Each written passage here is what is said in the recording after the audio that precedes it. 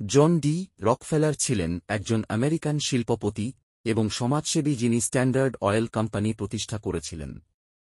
তিনি নিউ ইয়র্কে জন্মগ্রহণ করেন, তার পরিবারের সাথে ওহিওতে চলে আসেন এবং একজন সফল ব্যবসায়ী হয়ে ওঠেন যিনি তেল পরিশোধনের মাধ্যমে প্রচুর সম্পদ অর্জন করেন। পরবর্তীতে তিনি বিশ্বের অন্যতম ধনী ব্যক্তি হয়ে ওঠেন এবং ইতিহাসের সর্বশ্রেষ্ঠ সমাজসেবী হিসেবে বিবেচিত হন।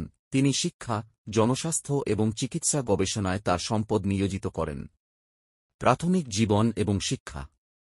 জন্ম ৮ই জুলাই ১৮৩৯ সালে নিউ ইয়র্কের রিচফোর্ডে।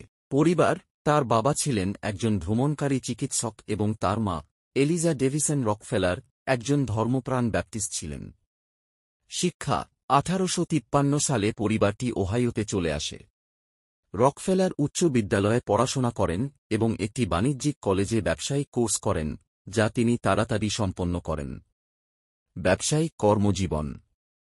প্রাথমিক কাজ: তিনি ১৬ বছর বয়সে একজন হিসাবরক্ষক হিসেবে কাজ শুরু করেন এবং ২০ বছর বয়সে ব্যবসায়িক অংশীদারিত্বে যোগ দেন।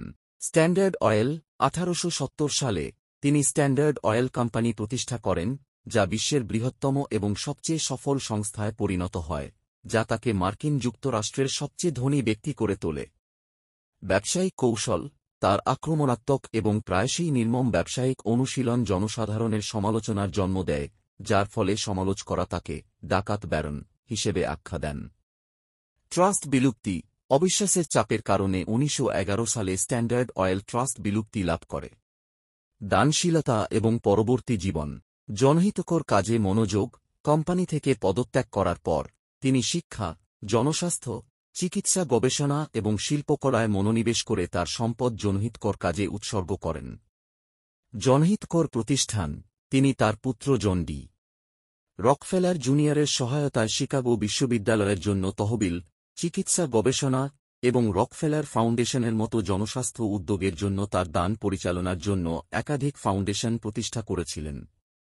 মৃত্যু: তিনি ২৩শে মে ১৯৩৭ সালে ফ্লোরিডার অরমন্ড বিচে ৯৭ বছর বয়সে মারা যান।